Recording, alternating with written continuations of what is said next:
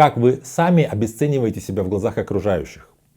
Есть такие привычки, которые человек не особо осознанно использует, но эти вот привычки, такое поведение, оно снижает его ценность в глазах окружающих, просто из-за того, что человек не совсем понимает, как это выглядит со стороны.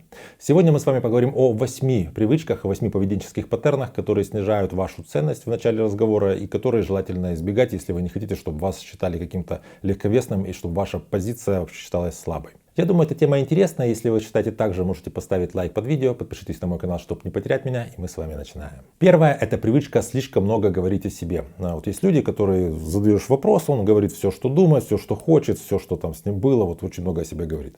Во-первых, это выглядит как попытка завладеть вниманием другого человека, какая-то перефокусировка внимания на говорящего.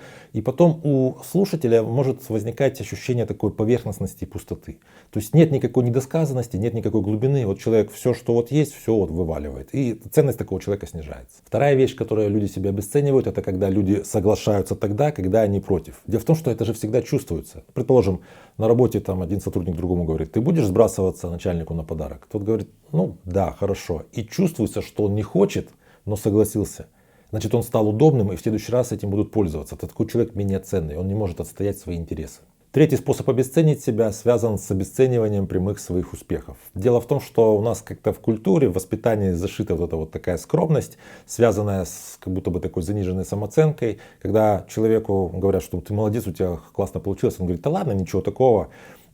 Люди оценивают человека внешне так, как он оценивает сам себя. Если человек как-то занижает свои достоинства, свои успехи, то окружающие начинают верить в его самооценку и также начинают его недооценивать. Четвертый способ, которым люди себя обесценивают, это такая ложная самокритика. Опять же, связано это с заниженной самооценкой, с каким-то вот стыдом, с невозможностью присвоить свой успех, с невозможностью вообще гордиться собой.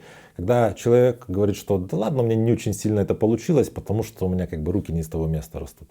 Люди, даже если понимают, что человек как бы ложно скромничает, если люди понимают, что на самом деле получилось у него хорошо, но он так о себе думает, из-за того, что он прибедняет себя, из-за того, что он самокритикуется, воспринимают его как такого человека, который такой закомплексованный и который сам себя не ценит. И это вторично уже снижает его ценность в глазах других людей. Пятый способ, которым можно себя обесценить, это, знаете, такая излишняя конформность и попытка всем понравиться. То есть есть такие люди, которые вроде бы, знаете, человек, который никогда слова против не скажет, который лоялен ко всем, но в ситуации, если есть какое-то вот общение в какой-то компании, и ты понимаешь, что есть у двух членов этой компании конфронтация, а этот человек, он вроде как и за одного, и за другого, то его субъектность теряется. Он воспринимается как такой человек, как промокашка, человек, который не имеет своей позиции, и он воспринимается как массовка. То есть его ценность такая субъектная, она отсутствует. Шестая вещь – это жертвование своими планами ради других людей. Вот бывают такие ситуации, когда есть какая-то компания, которая там временами собирается. И вот как начинают собираться, то одному неудобно, нужно под него подстроиться, то второму неудобно, а есть тот, которому всегда удобно. В какой-то момент такой человек просто перестает замечаться. То есть мы, когда не договоримся, он всегда подстроится. То есть такой человек становится менее ценным. Дело в том, что вот эти вот мини-конфронтации, мини-конфликты, они позволяют обнажить, что ли, свою субъектность, то, что ты присутствуешь в этих отношениях. Человек, который всегда под всех подстраивается, какой бы он хороший ни был, воспринимается, что это человек, у которого, его мнение это эхо. Вот он просто как бы тень от других людей. Седьмая вещь, которую люди себя обесценивают, это отсутствие заявленных целей личных. То есть такой человек воспринимается как флюгер. Он хочет того же, чего хотят все. У нас, в принципе, в культуре такая штука прошита, что если ты чего-то очень сильно хочешь, лучше об этом не говорить, потому что не сбудется или будут завидовать, что-то такое мистическое есть. Но если не совсем понятно, чего человек хочет, он воспринимается каким-то либо удобным, то есть это человек, который всегда рядом со мной присоединяется к моим целям, но тогда он менее ценный.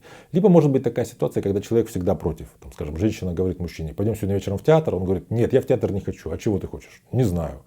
Не знаешь, ты не ценен в этих отношениях, потому что ты их как будто бы просто портишь. Восьмая вещь, которую человек может себя обесценивать, это тихий голос и невнятная речь. Опять же, нужно учитывать, что есть люди, которые в принципе всегда говорят тихо, тут как бы просто такая особенность человека.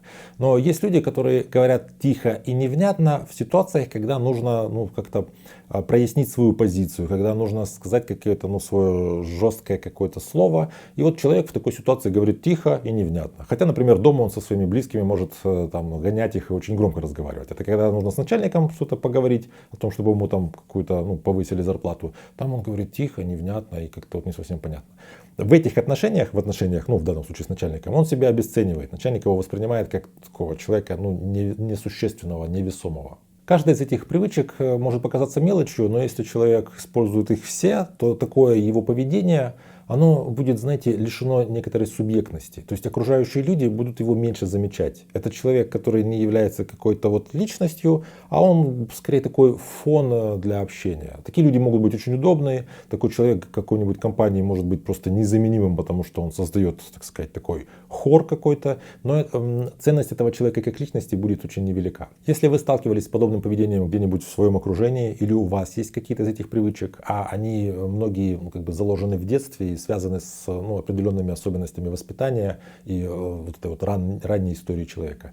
Хотите с этим разобраться, можете записаться ко мне на консультацию. Под каждым видео у меня на канале есть ссылки на мои соцсети. Пишите личное сообщение, мы с вами работаем. Также поделитесь, пожалуйста, в комментариях, как вы считаете, каким способом люди себя неосознанно вот так вот обесценивают в общении, какие есть такие вот, так сказать, вредные привычки.